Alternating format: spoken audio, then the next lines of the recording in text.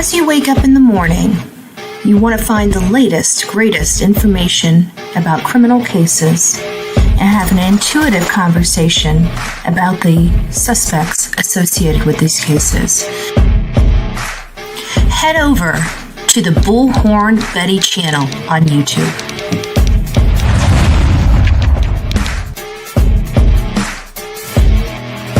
Get breaking news right here on the Bullhorn Betty channel. Welcome to the Bullhorn Betty Coffee Club. Enjoy your stay and enjoy your day.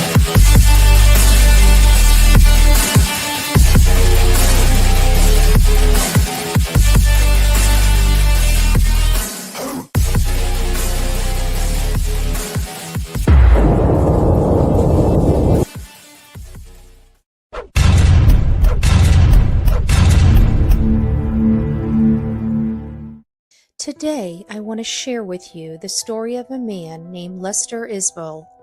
He was 74 years old, a retired preacher, a father, a friend. On February 6, 2025, he entered a small payday loan office in Madisonville, Tennessee, confused, disoriented, and in the middle of a serious medical crisis. He walked in needing help, but he didn't walk out. This is the story of why they are protesting June 3rd, 2025, tomorrow. It started like any normal afternoon. Lester went to Security Finance, a local payday loan business, to make a payment. But the employee there, especially one named Tracy, could tell something was wrong. Lester looked confused. He wasn't making sense. Tracy became so concerned she called 911. On that day, she explained that she had an elderly customer who seemed extremely disoriented. She even told dispatchers she didn't think he should be driving. She wasn't sure if he had dementia, low blood sugar, or something else, but she knew this man needed medical attention. 911 relayed the call, telling first responders to expect an elderly man who was confused, possibly suffering from dementia and in need of assistance. Both EMS and Madisonville police officers were dispatched. When they arrived around 2:30 p.m., EMS evaluated Lester. His vitals were alarming. Blood pressure, 218/110.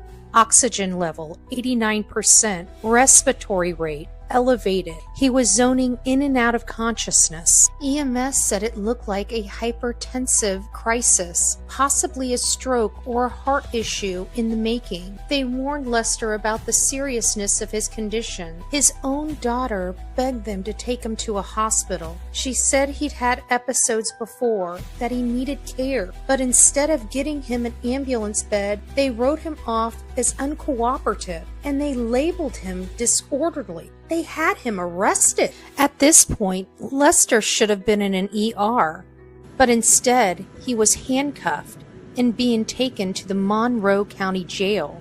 Surveillance and body cam footage shows officers and jail staff forcibly dragging him from the cruiser and into a holding cell. Within minutes of being placed into the cell, Lester collapsed, falling headfirst into a concrete bench. He hit his head hard. He didn't get up, and still, no medical care was provided. Instead of checking his injuries, they strapped him to a restraint chair.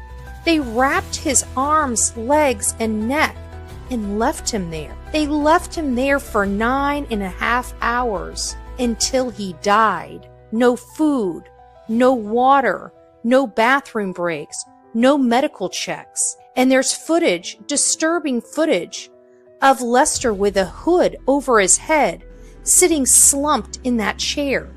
Eventually, his body gave out, and Lester died right there in the Monroe County Jail. As you can imagine, this family is devastated, and rightfully so. This wasn't a criminal. This was an elderly man, a grandfather, a father, a friend, a man in crisis, a preacher, but above all else, a human being.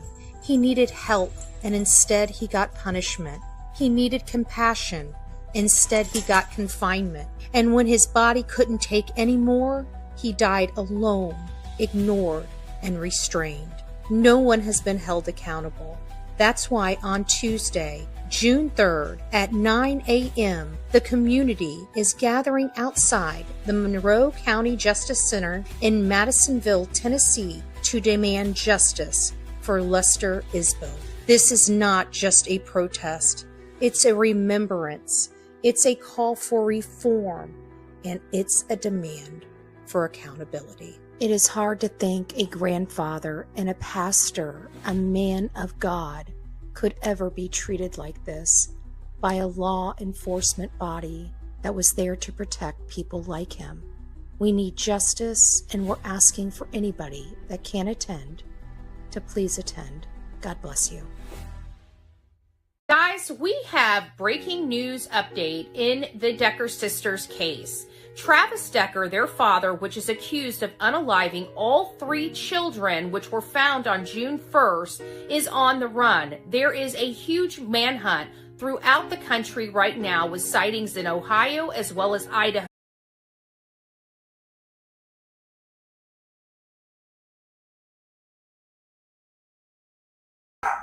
Well, I don't know what happened, but everything just kind of went bloop and it was all gone. Hush! And the dog started barking. So let me get back to the intro. Oh, good gracious. Give me a second. Actually, I think it'll be fine.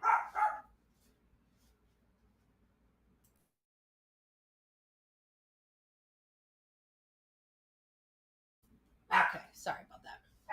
All right, so as you guys know, we're talking about the Decker sisters and the manhunt for Travis Decker right now, and we do have breaking news that has come out in the last hour, and I'm sorry for the technical stuff.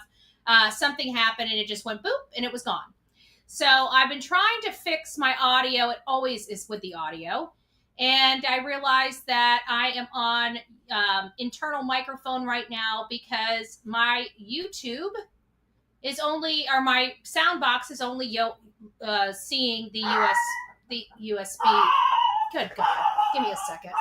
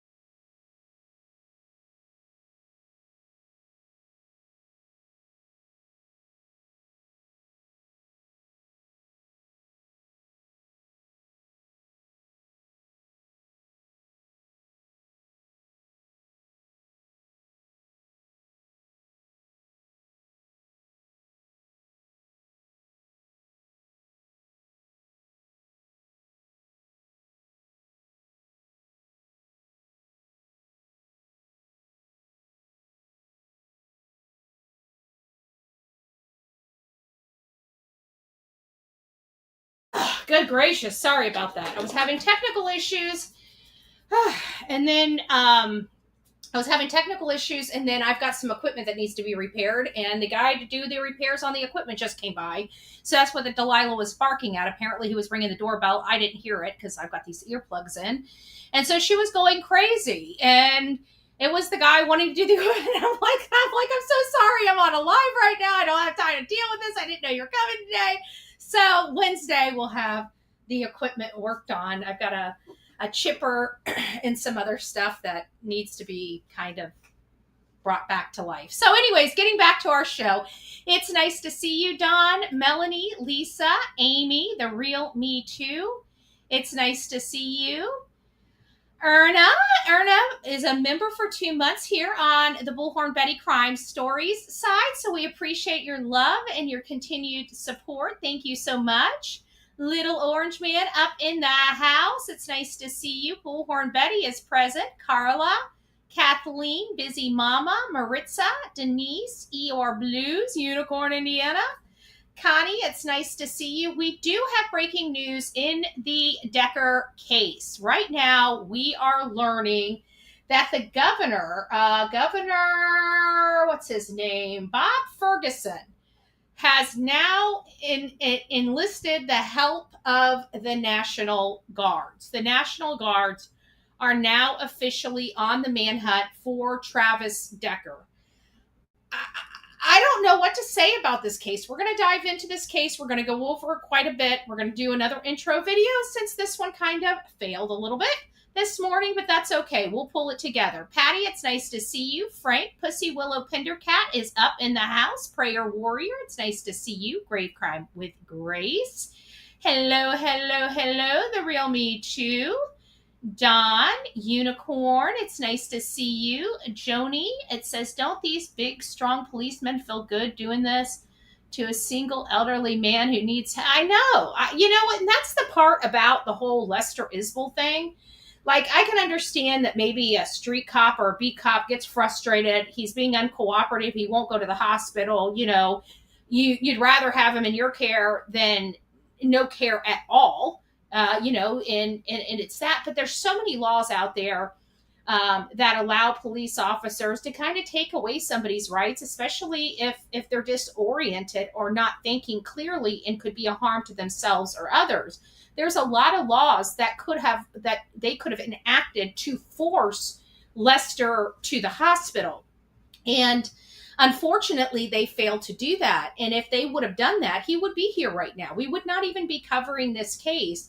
But what I find so upsetting about the entire thing is the behavior of the law enforcement and medical personnel inside that jail. Them being okay with it, them flipping the bird to the camera as they, basically assault an elderly man. I mean, he's not supposed to be there, so they're not supposed to have their hands on him. You know what I'm saying? So it was deplorable for me to see human beings acting that way. Now I get that, you get kind of desensitized when you're a jail employee because some of the stuff you see inside those jails, I'm telling you, you guys would not believe. And I mean that wholeheartedly. You would not believe the stuff that goes on inside the jails. So, and what people do and how people come in there, especially people that are on substances. Some of those people have physical, bugs on their body, and they, it's just the things that they see. So they get desensitized, especially with the same thing over and over again, day in and day out. And they had already preconceived that this man was intoxicated or on substances, and that's why he was acting this way. They were smarter than understanding the medical part behind it. That when you start having dementia or you start aging, you get disoriented. There's times in your life that you're going to get disoriented. He's obviously having some medical issues that nobody was wanting to address. He was previously arrested. But anyways, let's get on the topic of conversation that we are all here for, and it's the breaking news in the Travis Decker manhunt. So I'm going to play a little intro video. It's about 7 minutes, and then we're going to get into the show, since it's been a little crazy this morning, to say the least. Holy smokes. What a day already. What a day. Okay, we're going to share our screen. There we go. There's beautiful mom. There's beautiful mom.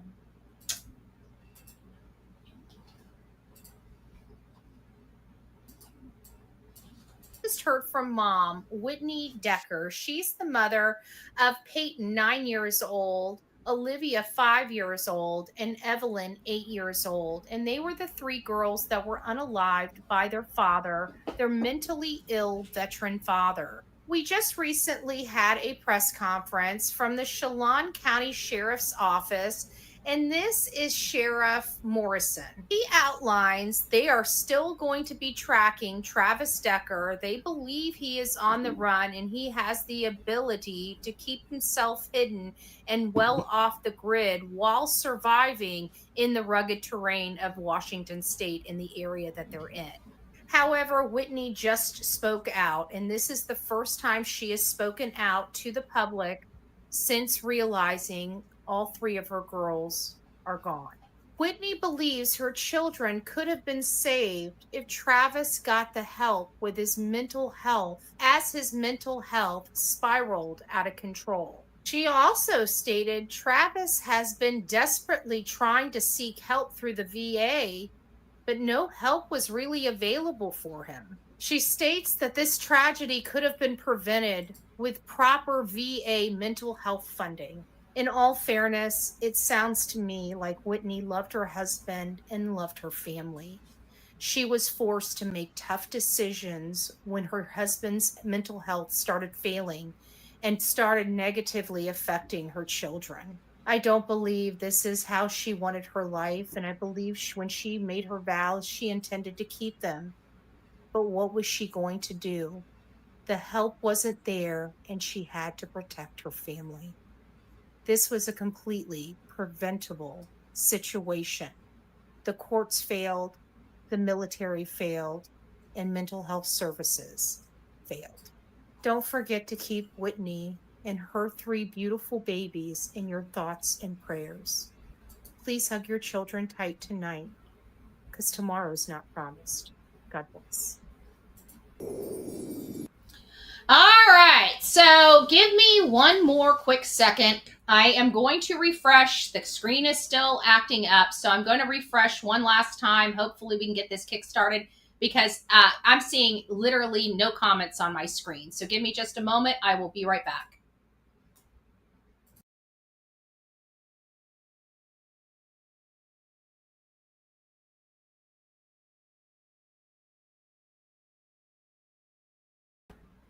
All right. Hopefully we're back in business. I don't want to breathe. I don't want to touch anything. I realized the computer needs an update, and I didn't realize it needed an update. And I think 90% of our problems are a direct result of it not, whatever, having the, let me see, the input. Built-in microphone. Okay, I think I got everything fixed now. Let me just go over here and make sure I got my audio fixed. Default. Okay, default. Okay, it looks like we're good. All right, guys, it looks like we're doing good here. So what we've learned over the last little bit, this story has basically gripped the nation. And it's heartbreaking, to say the least. This ongoing case out of Washington State in Chelan. I keep saying Chelan. It seems like that's what it wants to roll off my tongue, but somebody was speaking to me, so it's Chelan. Chelan, Washington, and the manhunt for Travis Decker, a father accused of doing the unthinkable, murdering his three young daughters, Paityn, Evelyn, and Olivia. This tragedy has shocked the communities. It has shocked social media. It has raised a lot of questions about mental health, the custody system, including VA, and has sparked a massive search effort. So that's kind of where we are right now. But other than that, we know very little. The key details that we've learned about the girls are horrific, and we're going to discuss those today as well. Let's start with the heart of the story. The three little girls, Paityn, 9 years old, Evelyn, 8, and Olivia, 5, whose lives were cut short in a remote campground in Chelan County, Washington. I think it's Rock Island Campground, mile marker 18, if I had to recall what the sheriff had said.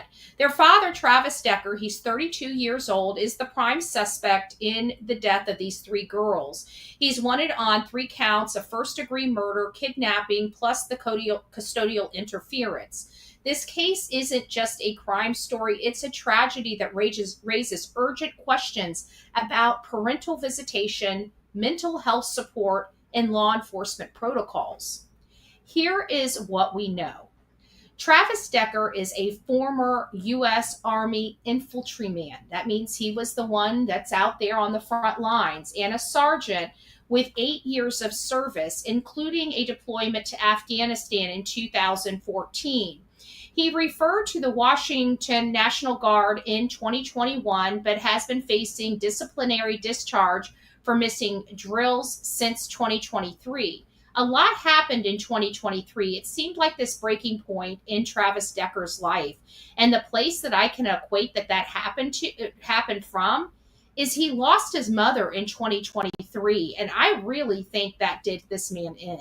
Because this is when you start seeing major, and I mean major, behavioral changes in Travis Decker from the research that I've been able to do and uncover.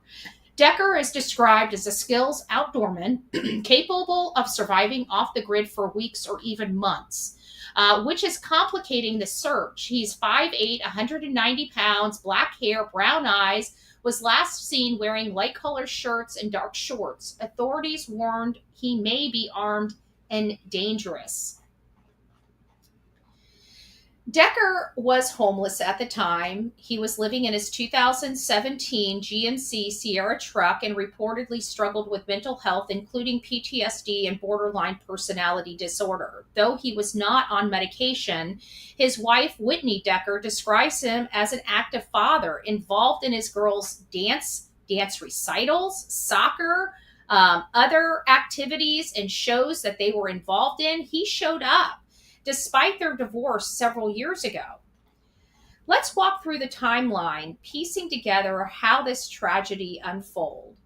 So prior to 2023, Travis and Whitney Decker were married for about 7 years, meeting online when Travis was stationed at a joint Army Air Force base in Washington. They lived in Italy and Georgia during their military services before settling in to Wenatchee Valley. Travis struggled with PTSD, experienced night tremors and sleeplessness, but his mental health reportedly worsened, leaving active duty in 2023. Travis initiated the divorce, citing feelings of unworthiness. So this is the hopeless and helpless that I was talking that he must be feeling. And then you couple that with executing your children, you have a very, very hopeless and helpless man that's probably to his wits' end. And I truly don't believe he's on the run. It's just my opinion, but it's a strong gut opinion with this case. And I'm trusting my gut on this one. And I know law enforcement has a job to do. They haven't found him. They have evidence that he's been searching for jobs and relocating to Canada. And in all fairness, by the time their search started after they found the girls, he could have already been in Canada before they even started searching for him. Based on the time, because if walking on foot would take him only 16 hours to make his way to the Canadian border. 16 hours of on foot. So you're talking about 2 days of time. He would have been there by Monday when they found the girls. I'm just saying, it seems that it makes sense that if he was going to Canada, he would already be in Canada right now. So the search to Canada looking for him, I wouldn't worry about it. I'd be looking directly in Canada. if that's what they feel. So, anyways, he's citing feelings of unworthiness. Whitney gained full custody of their daughters, with Travis allowed supervised visitation every weekend due to his homelessness, or excuse me, unsupervised visitation over the weekend due to his homelessness and the mental health concerns, but he was no longer allowed to have the kids overnight. Whitney noticed instances of instability, like Travis having the girls sleep in the armory before leaving them unsupervised. She had to be called in because the kids were crying and going crazy. They didn't know where their dad was. And that's what kind of sparked taking away his overnight rights. September in 2024, Whitney petitioned the court to restrict Travis's parenting rights, further citing his mental health and lack of stable housing. Overnight visits were banned, but he could still see the girls for short periods. On May 26, 2025, court documents revealed Travis searched online for how to move to Canada, jobs in Canada, suggesting he may have planned to flee. For whatever reason, I feel these two things are unrelated, or could be unrelated. Now, there's always the possibilities on the run, but I'm looking at the whole, top-down view looking down. It doesn't look like a man. The man that's being described by Whitney is a different man than what law enforcement is describing. And she's been with him for so many years. I just don't know how she's this far off base with who he is. On May 30th, Travis picked up Paityn, Evelyn, and Olivia at around 5 o'clock at night for their scheduled 3-hour visit. He was supposed to return them at 8 p.m. He even told Whitney that he would see her at 8. Whitney hugged and kissed them goodbye, noting Travis seemed quieter than usual, but saw no red flags. He promised to return them by 8. When they didn't return, Whitney tried calling, but Travis's phone went to voicemail. She reported them missing that night. By May 31st, the Washington State Patrol issued an endangered missing person alert, as the case didn't meet the Amber Alert criteria, because Travis had custodial rights, and that can't be conceived as a immediate evidence of immediate threat, or that he even abducted the kids. By June 1st, the girls and Travis missed a planned 5K running event, heightening concerns. The Wenatchee police publicized the case via social media. So that's when we kind of started getting all involved. And then the next day in the afternoon, they found the girls. Police found Travis's truck. So June 2nd at 3:45, police found Travis's truck at the Rock Island campground, 40 miles northwest of Wenatchee. It had 2 bloody handprints on the tailgate. Those bloody handprints appear to be adult in nature and not a child's handprint. About 75 to 100 yards away down a wooded embankment, they discovered the bodies of Paityn, Evelyn, and Olivia. Each girl had a bag, as you know, and zip ties on wrists, with preliminary autopsy indicating asphyxiation as being the cause of death. Travis's cell phone was found at the scene, but he was gone. And the way that the Sheriff Morrison stated is he stated phones, plural. So I wonder if Travis had other maybe non-working phones, or if maybe one of the children had a phone with them, because he describes phones, plural, and I don't think that was a mistake, and other electronic devices. So on June 3 to June 8, okay, so that 5-day that week, a agency manhunt has begun, involving the FBI, U.S. Marshals, Homeland Security, and local police. A $20,000 reward is offered for information leading to Travis's arrest. The current status on the manhunt.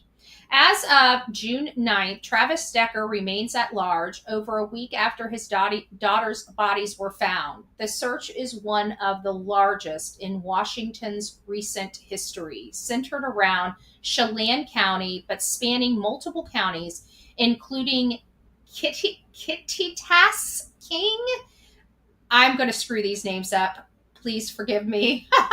Snohomish, Okanogan. Those counties are also, they're looking in those counties as well. Authorities believe Travis may be hiding, and they believe he may be hiding along the Pacific Crest Trail in a remote area of Okanagan and Wenatchee National Forest, leveraging his survival skills. Part of the forest, including the enchantments in Isbill Creek. Is it Icicle Creek? Icicle Creek area are closed to the public until June 18th. So they're still closing that entire area up for another 9 days. The Washington National Guard was activated on June 6th by Governor Bob Ferguson. We're just learning this. This is all starting to come out and just started breaking in the news about a couple hours ago. And I thought it happened yesterday, but it didn't. It actually happened June 6th was when Governor decided to enact the National Guard, providing helicopter transportation for law enforcement to search remote areas. Over 100 officers, supported by the Spokane County Sheriff's Office and the CCSO Air Support Unit, are combing forests, campgrounds, and creeks. A swift water rescue team is searching Icicle Creek after a shirt was spotted there. So we're hearing that there may be even an article of clothing. The search warrant on Travis's electronic devices have yielded new leads. Those specific remains undisclosed. So they haven't really told us everything. I think that there's a lot more than just Canada on his phone. I mean, there is a reason why law enforcement believes he's on the run. They must, they have a lot more information to us. But again, I always try to rely on the people closest because, in my opinion, we've watched it ourselves where law enforcement has taken the position of a certain outcome, and it couldn't have been further from the truth. And so I'm very cognizant of that. And, I'm listening to Whitney. I'm listening to his boss at his job say that he was on his, he seemed like he was about to have a mental break. And you're talking about him. And then we're hearing from law enforcement talking about how this guy has been planning this for a week and, is trying to flee to Canada. And it's like, what we're hearing from Whitney and what we're hearing from law enforcement are two totally different people. So I'm trying to decide, is law enforcement just getting it wrong? Are they doing this by the book? And sometimes I believe law enforcement are trained inside of a box. And we here on social media are trained on the outside of the box, right? I feel like something like that might be going on here, but we're still going to report what law enforcement needs us to report out there, despite what my opinion is of this subject. It's just that I have different experiences, and I was involved in Bryan Laundry, which had similar circumstances as this, and people were walking over him and not even realize they were walking over him, and he was there the whole time, deceased, with a pew-pew wound in his head, So I just have different experience that's just telling me, whoa, hold up here. Let's look at the reality of the situation. We have to look at the psychology of the situation, not criminal behavior. Law enforcement is trained to, deal with criminal behavior, and criminal behavior is in all fairness, it's kind of the same song and dance, just different crimes, different people, different actors in the crimes, but it's still the same song and dance. But the psychology of this, we're talking about a man's life that started spiraling out of control in 2023. He was kicked out of his National Guards or whatever he was involved in. His mom died. He lost his home. I mean, if you're a mentally unstable person and you're hit with all of those hard things, homelessness, loss of a family, heartbreak, not being able to have your children overnight anymore. All of these things were just starting to stack up against this man. And all this man wanted was just some help so he could be relieved from his brain. And nothing was working. Nothing was working. And I just don't see, this doesn't sound like this dubious monster that planned to execute his 3 children. Everything we're learning about, it's mental illness. Mental illness. This man hopeless and helpless. This doesn't sound like a man that's prepared to, go on a fleeing trip into a different country. This sounds like a man that was at his wits' end and his whole world just crumbled on May 30th. And he was the reason it crumbled, but his entire world crumbled. I think we're looking for a deceased man. I really do. Where he went, where he walked off to do the deed, I don't know. But that's how I feel. But I digress. Law enforcement. And now we're hearing they found a shirt. I'm curious about whether there's DNA on it and whose DNA that belongs to, if it truly is his. Because right now, outside of this search, we have not seen or heard from Travis Decker. He hasn't been spotted on surveillance camera. He hasn't been spotted on trail cameras. He hasn't been nobody's seen him. There's no, like even Danilo Cavalcanti, we saw him before he was caught. We saw him on camera running through somebody's yard. We knew that when the van was stolen, we knew that Daniel Cavalcanti had the van. We were looking for the van. So there was evidence that Daniel Cavalcanti was moving about. We've had no evidence that law enforcement has told the public. Now, there may be a million things that they're keeping out of the public eye, and that very well may be true. But and then we're almost getting to the end of this, and then I'll start going back and reading your questions, and we'll start having some more talking discussion on this case. So on June 8th, some roads near Icicle River Road in Leavenworth were reopened, but the specific Crest Trail and other areas remain closed. Residents are urged to lock doors and keep lights on and review doorbell footage. If you are in this area, please just go through it. Take your time. If you got nothing to do, even on your lunch break, right? When you come home for lunch, make yourself your sandwich, sit down there, have your sandwich, and start previewing your Ring doorbell camera or any of your cameras. If you are in this area and you have trail cameras or wildlife cameras, go pull the cards on there. See if there's anything out there. Law enforcement needs help, and we need to bring this case to a close. Federal prosecutors have added a charge of unlawful flight to avoid prosecution based on Travis's Canadian-related searches. So, is he truly migrating to Canada? I mean, if we look at everything, okay, let's take our knowledge of who he is away. Let's take the mental illness. Let's take Whitney's statements out of the equation. Let's look at the facts. We have a man that unalived his children. We know nothing about him. Where would somebody like that want to flee to? He has experience in the woods. He has experience from the military. He has experience from his life upbringing out there in that specific terrain. So he knows how to survive. So Canada would be, in my opinion, the most likely path of travel for a monster that just unalived his 3 children. So I see where law enforcement is coming from, but are we really dealing with a monster, or are we dealing with a massively broken, unhealthy man with a brain problem?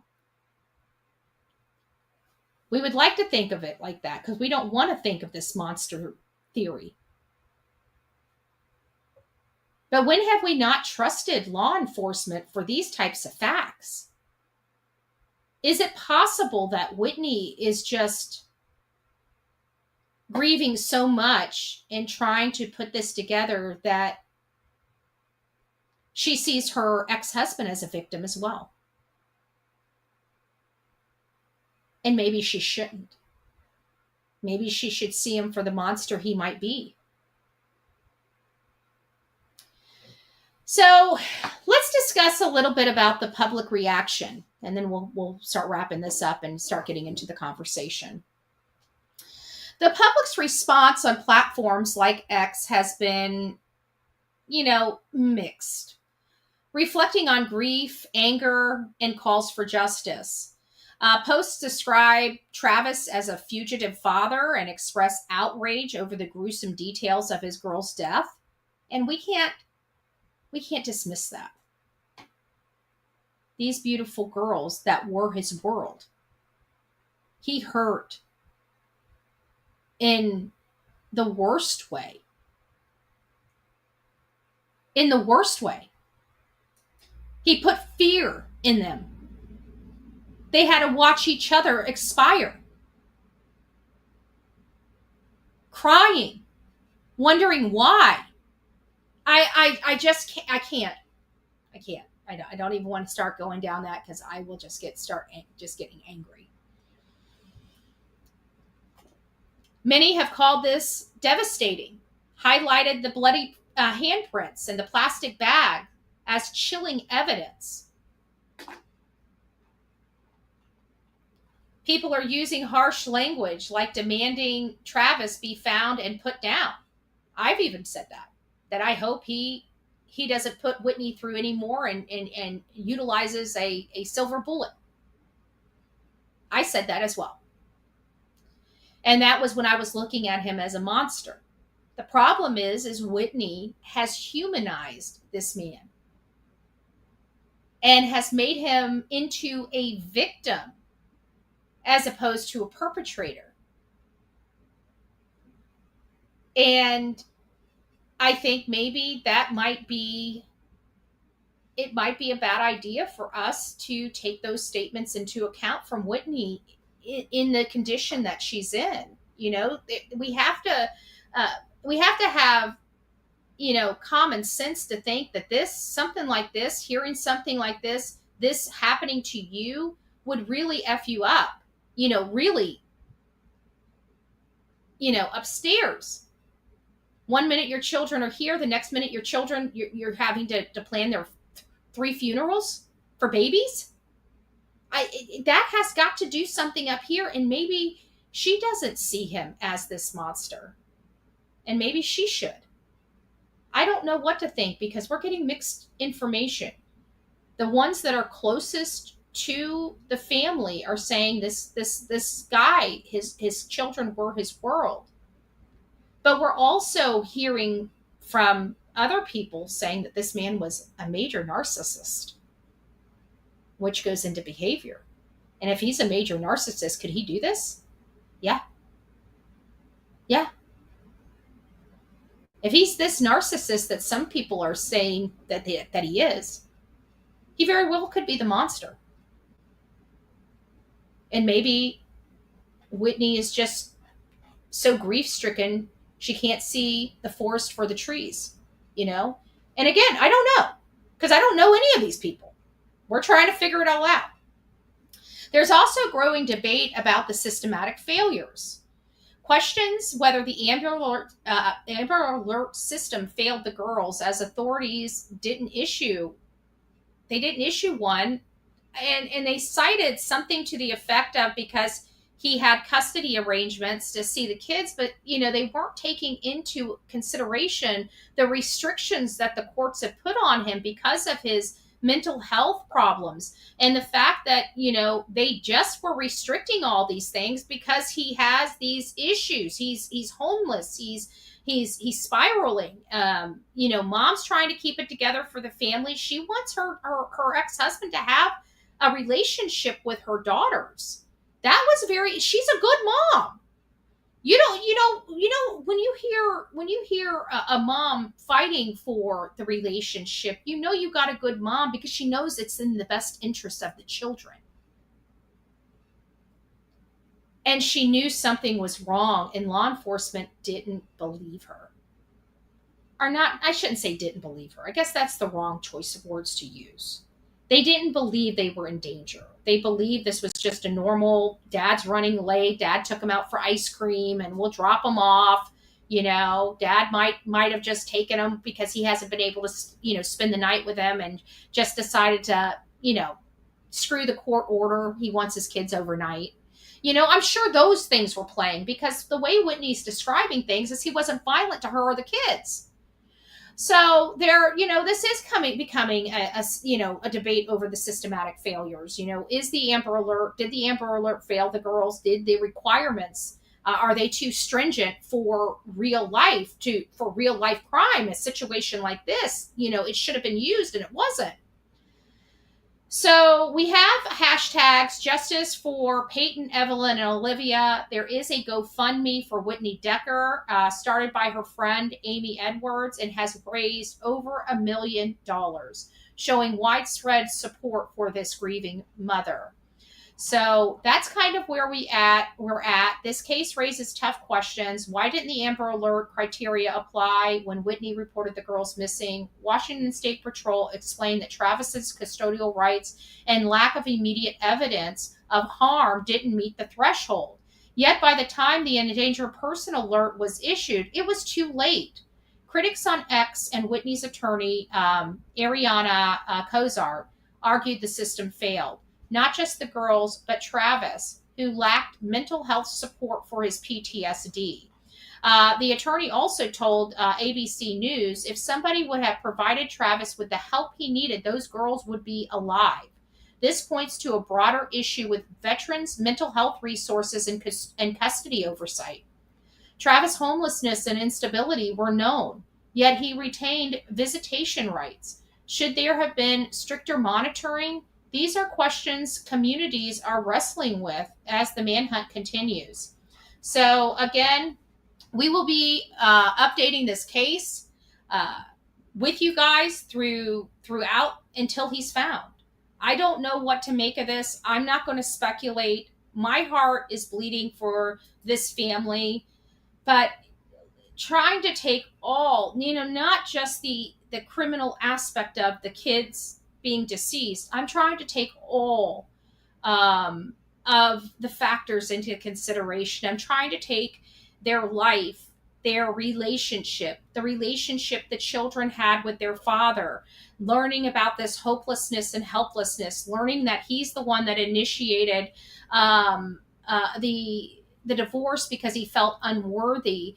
These are not statements and actions from a man that wants to plan an unaliving of their children and escape to Canada.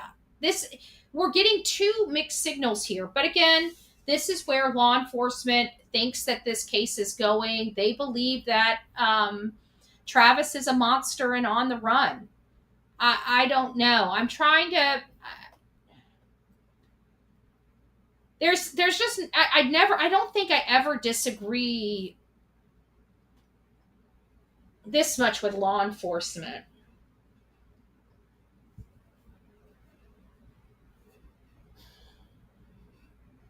I really don't. I mean, even with Gabby Petito, we were too green in the true crime. We weren't true crime. We were just doing what we thought was right for a case, friends that were patriots of Florida that we've known from, our political side of things, reached out, and that's how we got involved with Gabby Petito. It was a family member. It was a direct family member of Gabby Petito's stepmom. And we were just monitoring the situation. The family wasn't getting any answers. Law enforcement wasn't telling them. They were on the East Coast, so they reached out to us on the West Coast. I was approached and asked to go out there to help with this particular event and effort. And that's how I got involved. And of course, being political activists and advocates, we went to what we know, bullhorns and signs. That's, that is the the toolbox of activists, right? For you to be a professional activist, you got to have, professional signs and a bullhorn, in the vehicle at all times. Then you're an activist, all right? You never know when you're going to have to pull the stuff out, right? So I don't know. I guess we need to put this back on you guys. what do you think is going on? Actually, let's do a poll. Let me get on the other side of this thing. Let's do a poll here. Let's start out with an easy poll. Do you think Travis is a monster?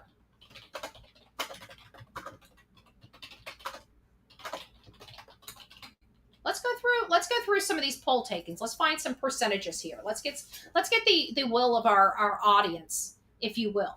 So I just did a poll. Do you think Travis is a monster? I think that's the first question. Let's throw it out like that. Let's build on this one. Let's get a few people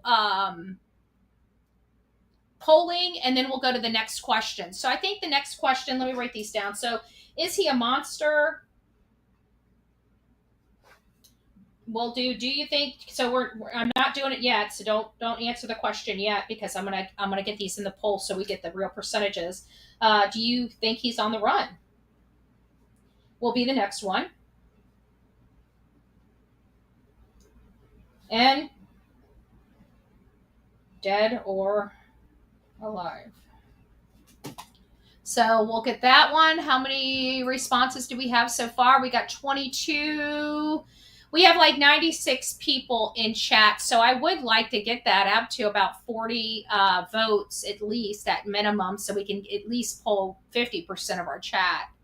So we're getting close. We're at 23. If you guys are tuning in, if you guys can go over to the poll and take the poll real quick, we're going to go through some cases and engage our audience about Travis Decker. In my opinion, very nature series of mental illness can be tragic. Catch-22 of sufferers need and wanting help, but being unable to follow through with accessing help.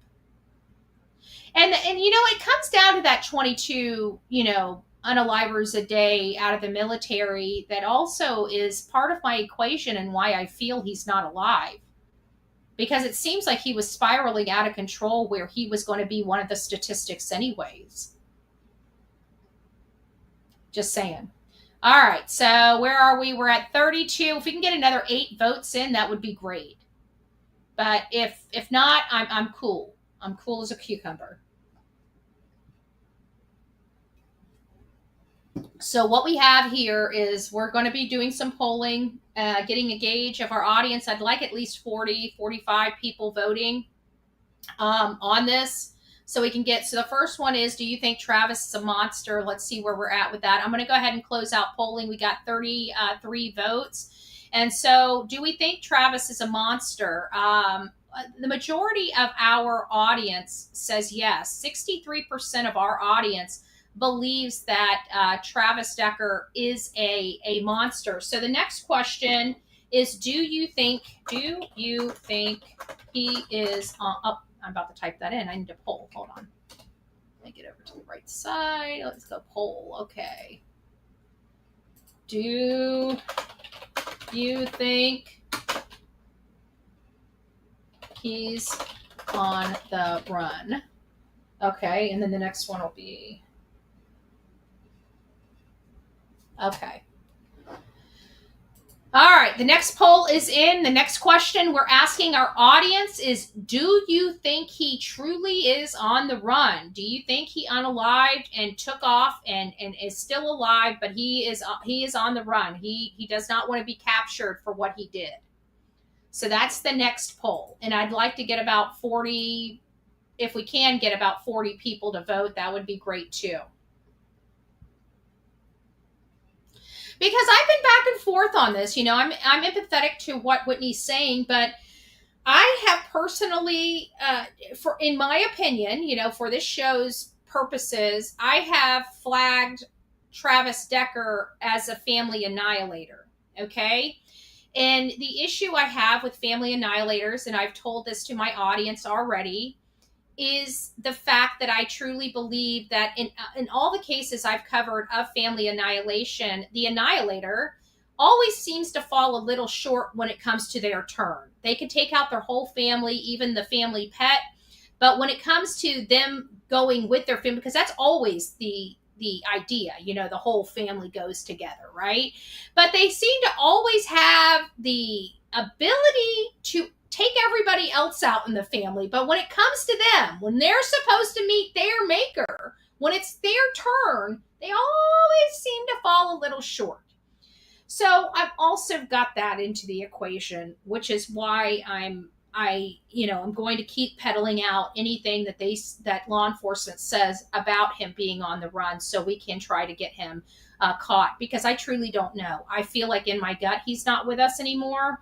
But I also have flagged him as a family annihilator, and that equation has to be brought in too. And so far, I haven't found a family annihilator that hasn't that has annihilated themselves. Okay, I'm sure there are. So don't start emailing me and telling me, well, this one did this and this one did this. I'm just saying the ones I've covered. So this is another one that I'm covering. Is he out there running? Is he not? All right. So there's our poll for that. We got about 36 votes. I'm going to go ahead and end it here. And so our audience here on the Bullhorn Betty Crime Story show believes he is on the run. So the majority of our audience doesn't resemble my opinion that he's probably off in a dark spot like Brian Laundrie with a pew-pew wound in his skull, So we have an audience that believes he's on the run. Okay, so now here's the next question. Do you believe he is on his way to Canada? So we have our audience, and our audience, the majority of our audience, over 2/3 of our audience here believes he is on the run and not, in a dark spot, deceased. So now the question is, do you believe he's on his way to Canada? So we'd like to poll the audience for that. Narcissists, they feel they are superior. And I believe that, Leslie. But we just learned, hey, April, it's nice to see you, love. But we just learned that he, from a coworker or something like that, said that they felt like he was a narcissistic person. So he was never diagnosed with narcissism. He was diagnosed with borderline personality disorder, which is not good, but not narcissism. So this narcissistic side of him is the problem for me. And I think that that's what law enforcement, I think I trust law enforcement. Okay, now you're talking about the National Guards, the best of the best. They believe this man is on the run, and they believe he's heading to Canada. We have to pay attention to that.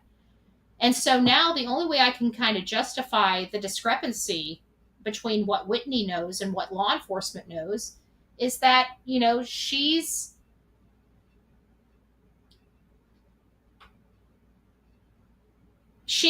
I can't think that she could possibly be thinking clearly.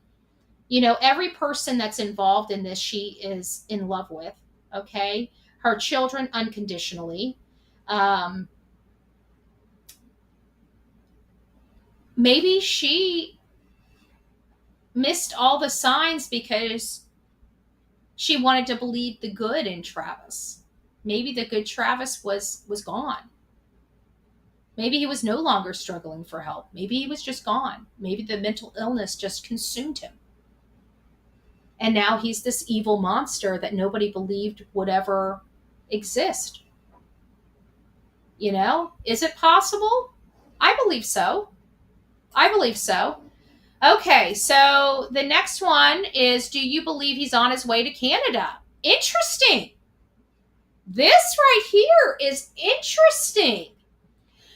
So our audience believes he's on the run, but the majority of our audience does not believe he's heading to Canada. Interesting. It's almost 50-50, but not. We have the majority that believes he's heading someplace else, but not Canada. And a good chunk of our audience believes, yes, he is indeed, and in fact, heading to Canada. It seems the most probable for me, for what I was discussing earlier. Okay. Now I think I know what this next poll will be or will resemble from our audience. And maybe you guys did believe he's on the run. Maybe he was. Maybe he's seeing all this news and all this hype, and maybe not. So I'm going to ask you as of today, not prior to today, as of today, do you believe Travis is dead or alive?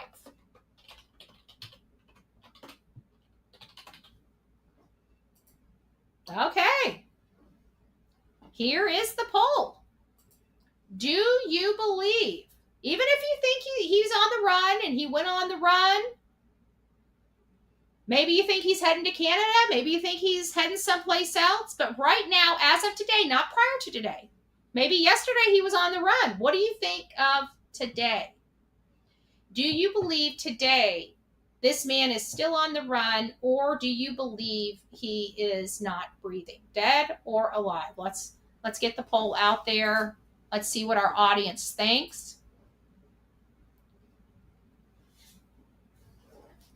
Let's see what our audience thinks.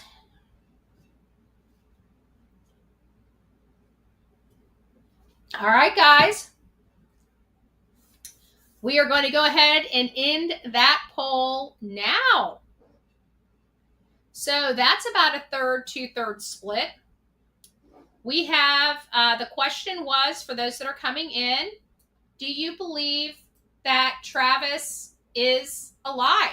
Why isn't this showing up on my thing? Where's my poll? There it is. Is that the poll? That's the Canada. It's not giving me my poll. There it is, finally. So we had 38 votes.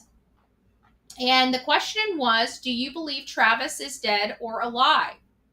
Our audience believes, 2/3 of our audience believes he's alive and he is fleeing from the crime.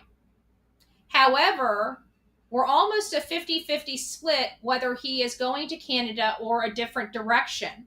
But 2/3 of our audience believes he's a monster, he's alive, and he's on the run. 1/3 of our audience is kind of processing the information kind of like me and doesn't think he's moving. I guess only time will tell. But as much as law enforcement is bringing in, and now that we have a shirt, if that shirt does belong to him, we're going to be changing our conversations.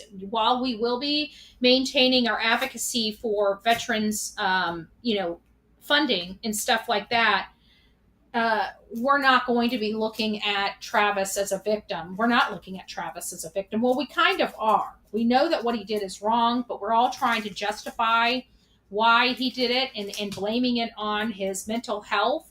But we have to also remember there are millions of people in this country that suffer from mental health issues every single day, and they're not unaliving their children.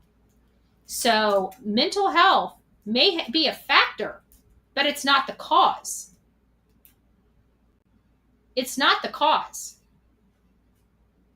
So I feel that there was someone else involved. That's a first. Yeah, I'm not getting that feeling yet. But if there is, hope, like maybe it's helping him out, maybe a military bud. I don't know any military personnel that's willing to help out anybody like this. I'm sorry. They go over there and fight wars to protect families, not harm them. I don't know. So we are on. Hey, Robini, it's nice to see you, love. So we are on the hunt for Travis Decker. Law enforcement believes he's on the run. If law enforcement officers believe Travis Decker is on the run, he's on the run. We've got ourselves a manhunt for an unaliver. And let's call it what it is, a mass unaliver, right? This is more than two people. This is a mass violence situation from where I'm standing. And a domestic violence situation from where I'm standing. This was brutal. This was violent. These children, their last moments, that angers me to my ever core. Their last moments.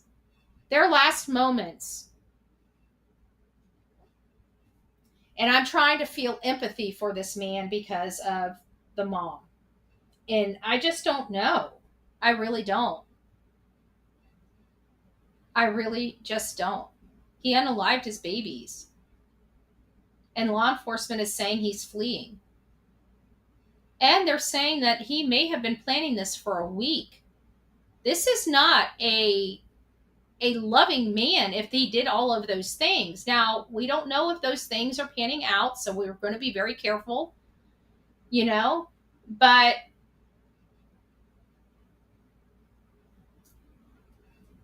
it's just so hard for me to wrap my head around this. A father that never showed his children violence, that have been watched the children grow up. We saw him. He loved his children. And to zip tie their little itty bitty hands and for their little heads, those poor little girls were terrorized.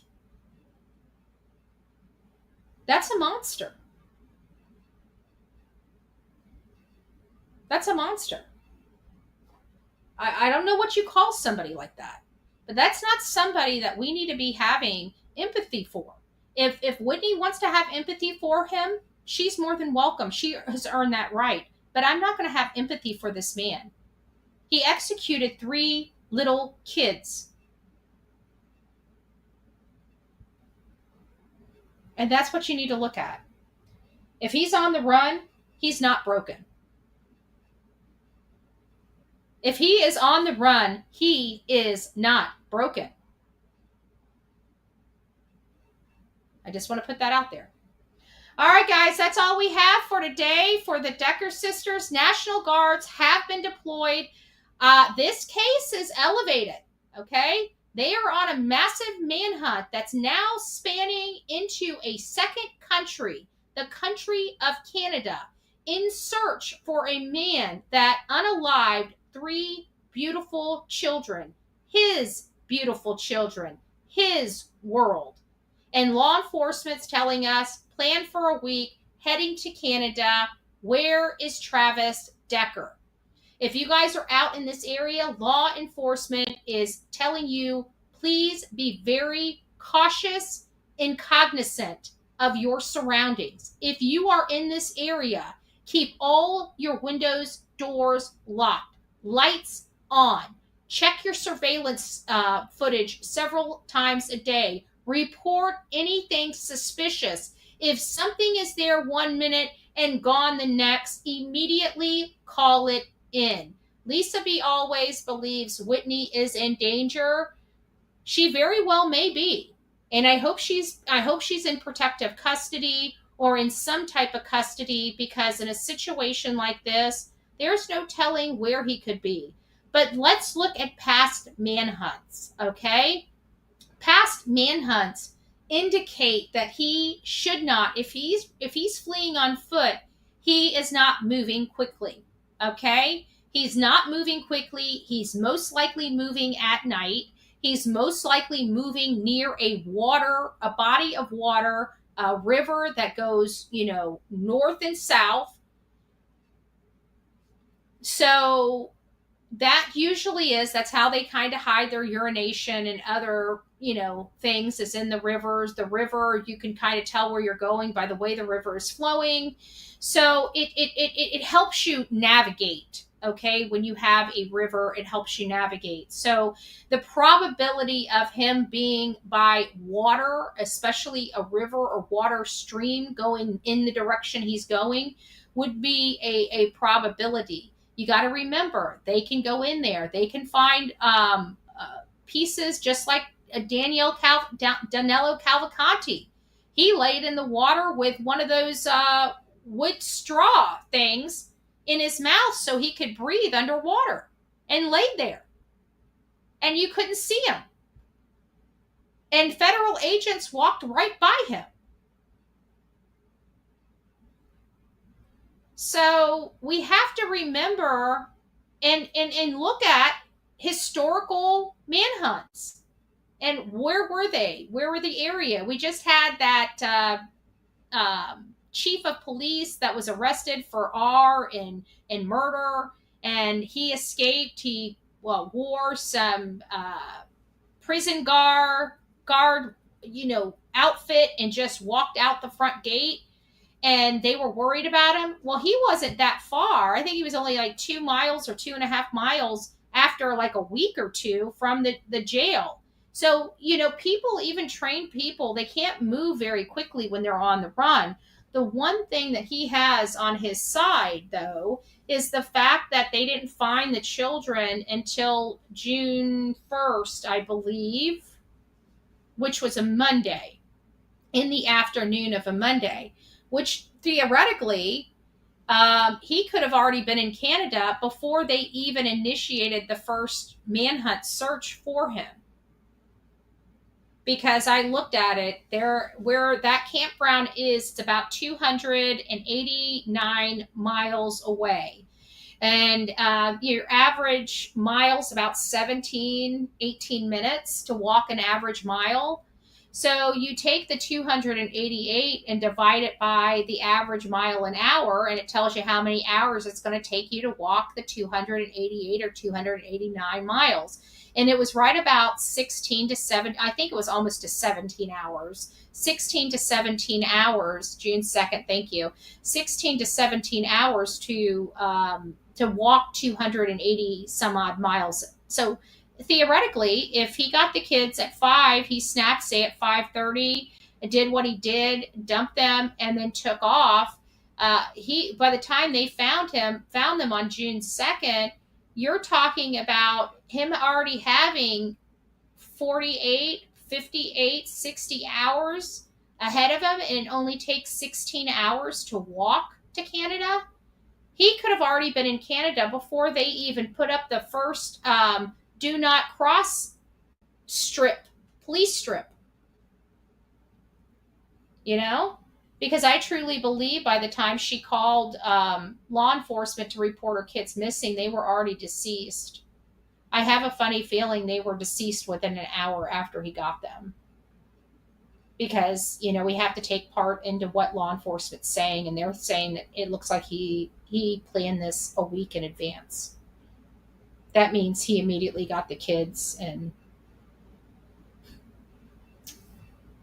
I don't know.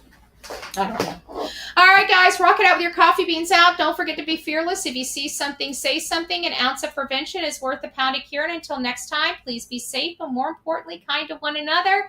And I want to thank Erna again for being a member for 2 months. And Brenda, you snuck in here. I didn't see this. Thank you so much for the super sticker. God bless you. And please keep this family, their friends, their extended family, and just the community at large in your thoughts and prayers. This is very disturbing. This story is very disturbing. And we as humans have this thing called a heart, okay? And hearing some of this hurts the heart.